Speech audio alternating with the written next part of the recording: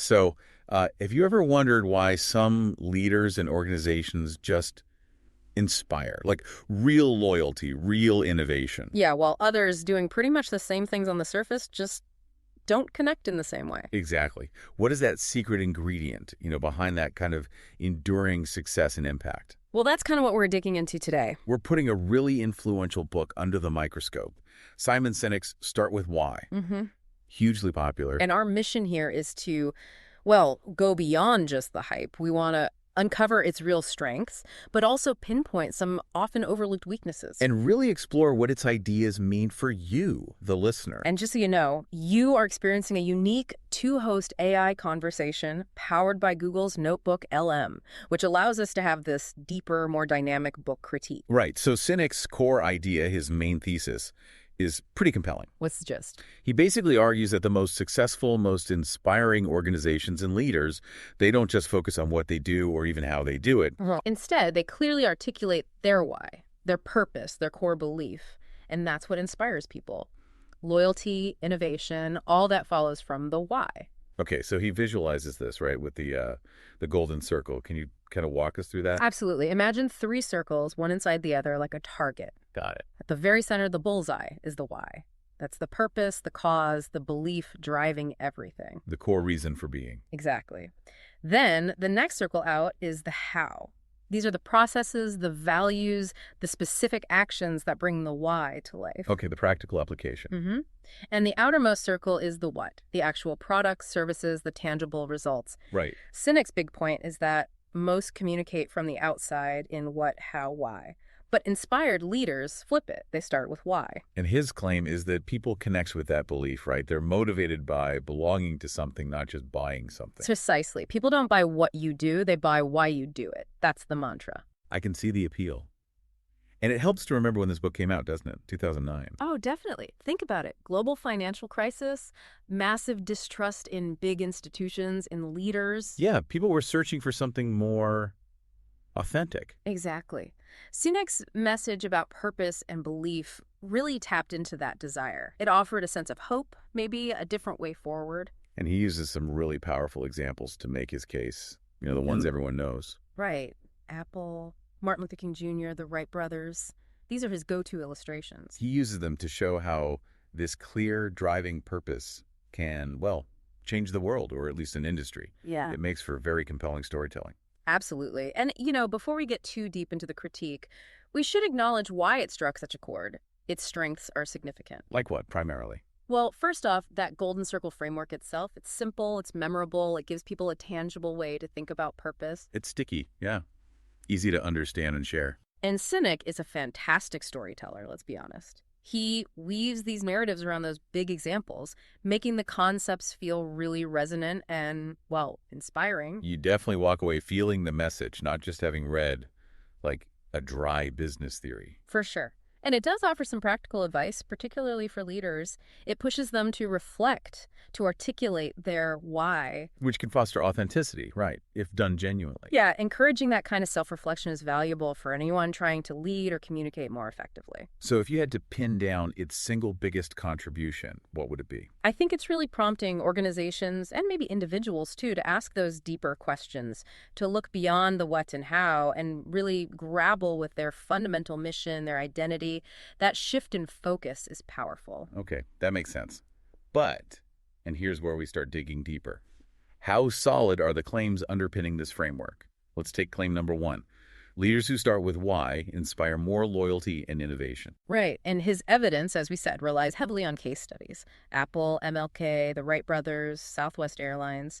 These are presented as proof. Powerful stories, no doubt. Yeah. But I've heard the criticism that this evidence is, well, a bit selective. Is that fair? I think it is, yeah. It's classic confirmation bias, maybe. He highlights the successes that fit the narrative beautifully. But doesn't really analyze failures, right? Yeah. Or companies that succeeded without a clear, articulated why, or maybe had one and still failed. Exactly. There's no systematic analysis of the counterexamples or the broader context. It's like picking only the winners of a race and saying their shoe brand is the only reason they won. It ignores training, talent, track conditions. everything else. Good analogy. Okay, claim number 2.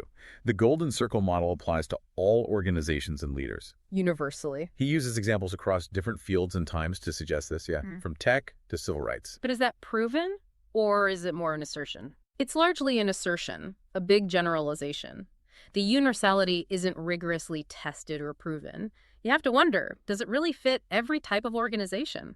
Every culture, nonprofits, government agencies, small businesses in niche markets. The book implies it, but doesn't really demonstrate it broadly. Right. Now, claim number 3 is fascinating.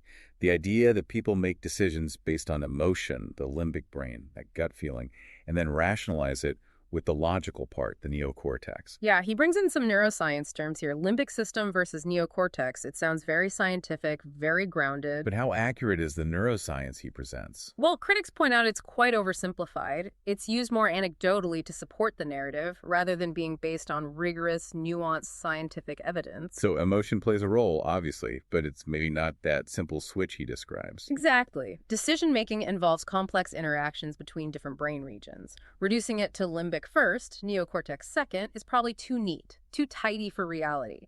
It fits the model well, but might misrepresent the science. Okay. And the last big claim, number 4.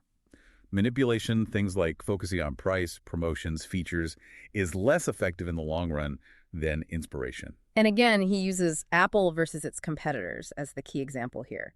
Apple inspires, others manipulate with specs or price. But is that backed by broad data? Or is it, again, anecdotal?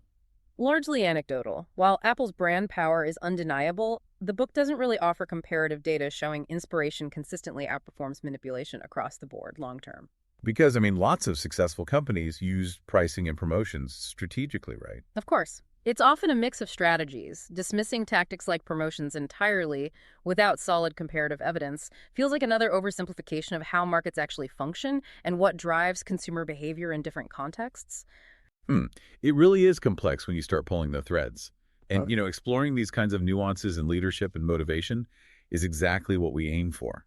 If you're finding this reflection useful and want more in-depth analyses, summaries, and critiques of various books, definitely check out Mindful Moments as our YouTube channel. We try to inspire reflection and rational thought there, too. Good point. But let's keep digging into the weaknesses here. Okay, so a really fundamental critique I've come across is that the core idea, people don't buy what you do, they buy why you do it, however catchy, is ultimately presented as fact, but maybe it's more of a compelling opinion. That's a really crucial distinction, I think. It's a powerful hypothesis, a great conversation starter, but it lacks robust empirical validation. Meaning it hasn't been consistently proven through independent scientific studies. Right. It resonates, it feels true for many people in certain situations, especially at the examples he uses. But feeling true isn't the same as being a scientifically established fact across all contexts. It remains open to debate because the hard, broad evidence just isn't fully there. Okay, that leads us nicely into some potential logical flaws critics point out in the book's arguments. Let's talk about hasty generalization. We touched on it, but how does it specifically play out here? Well, it's taking those few, very specific, often exceptional examples, Apple, MLK, and extrapolating a universal principle that supposedly applies to everyone, everywhere. And the danger there is. The danger is you might read it and think, okay, I just need to find my why, like Apple, and success will follow. But you ignore all the unique aspects of your own situation, your market, your resources, your team-specific skills. It implies a simple formula where reality is usually much messier. Right. Then there's the appeal to authority. How does Sinek use that? He relies heavily on the status and success of figures like Steve Jobs or the Wright brothers. Their fame and achievements are used almost as proof in themselves. Instead of focusing purely on the data or logic? Exactly. It leverages the reader's respect for these icons to make the argument seem stronger, often without fully exploring all the reasons for their success, or presenting counterexamples of famous leaders who maybe didn't fit the model perfectly. It's persuasive, but not necessarily rigorous proof. Okay, what about questionable causality? Assuming the why causes the success. Yeah, this is a big one. The book strongly implies, sometimes states, that starting with why is the cause of success for these companies and leaders. So correlation isn't causation, right? Precisely. It doesn't adequately control for or acknowledge other critical factors. Market timing, execution, product quality, funding, luck, competitor weaknesses, all sorts of things contribute to success. Attributing it primarily or solely to the why is a causal leap that isn't fully justified by the evidence presented. Like saying someone won a marathon only because they wore fancy shoes. Exactly. It ignores the years of training, the diet, the genetics, the strategy. Got it. And last one here, circular reasoning. How does that show up? It's a bit subtle, but it's there. The reasoning can sometimes go like this. This organization is successful, therefore it must have a strong why. And then, organizations with a strong why are successful. So success is used to infer the why, and the why is used to explain the success. It's a loop.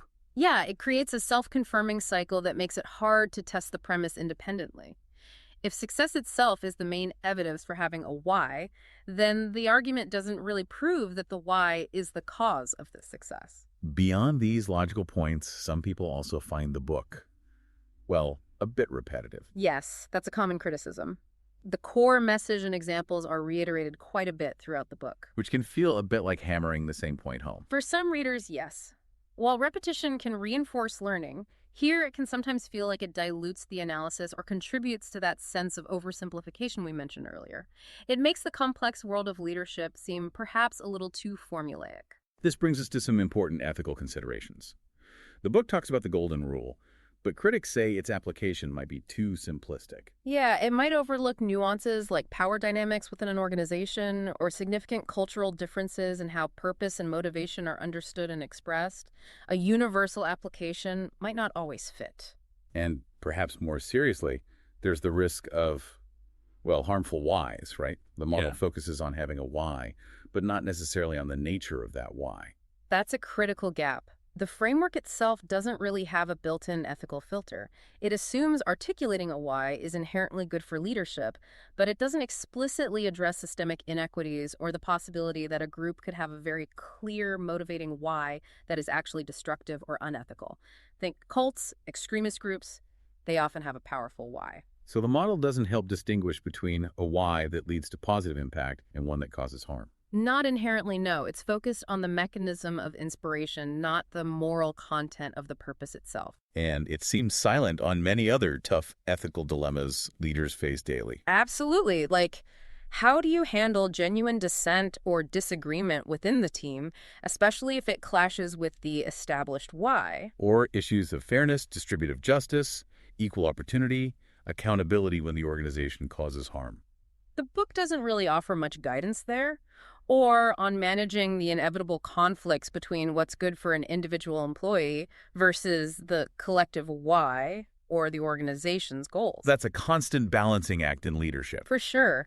And crucially, while it champions finding your voice and purpose, it doesn't explicitly talk about protecting those who might dissent, the whistleblowers or minorities within the organization whose perspectives might challenge the dominant narrative or why. These are really significant omissions for a comprehensive leadership model. Okay, let's zoom out. Thinking long term, what are the potential impacts of these ideas? Socially. Well, on the positive side, it definitely encourages organizations to think beyond just profit, to consider their purpose and impact on society, potentially leading to more meaningful work for employees. Economically. The promise is greater customer and employee loyalty, which can be a significant competitive advantage. But as we hinted, over-focusing on why at the expense of, say, operational efficiency or sound financial strategy could be detrimental. It needs balance. And spiritually, or maybe just on a human level? It certainly resonates with that deep human need for meaning and purpose in what we do. Connecting work to values feels important to many people. Yet, the book leaves you, the listener, with some big unanswered questions, doesn't it? Definitely. Like, how does an organization authentically discover its why? Not just create a marketing slogan, but find something real. Good question.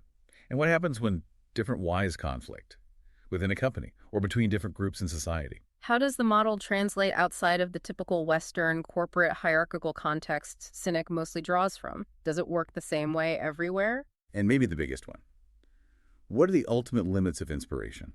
Can why alone truly drive all the necessary change and solve all the complex problems leaders face? Probably not alone, right? It's likely one important piece of a much larger puzzle. So just to note, this comprehensive critique we're having, it leverages a systematic and precise framework to really analyze the nuances of the book's claims, its evidence, and these broader implications. Absolutely. So, wrapping up, start with why is without doubt thought-provoking.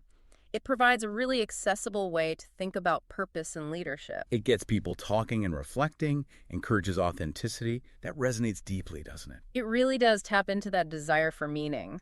But as we've discussed, its core claims feel more inspirational than empirically proven. Right. The reliance on those select anecdotes, the success stories, Yeah. it can oversimplify the tough realities of leading complex organizations. And it leaves some significant gaps regarding ethics, power dynamics, cultural differences. So the recommendation for you, listening, Use Sinek's Golden Circle as a starting point, a great tool for reflection, for beginning conversations about purpose.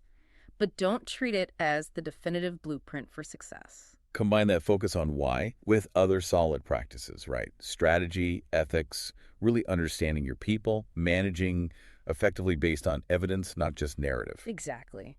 Engage with the book's insights and its critiques. That way, you can develop a much more nuanced, flexible, and ultimately more effective approach to your own leadership and purpose. And remember, you can explore more insights like this on Mindful Moments and through our other podcasts. Definitely worth checking out. So here's a final thought to leave you with. If a why isn't rigorously tested, if it isn't deeply ethical, does it truly have the power to inspire genuine, lasting, positive change? Or could it be something else? Something to think about. Click the link on screen for the in-depth book analysis. Subscribe, share, purchase via link, and think rationally.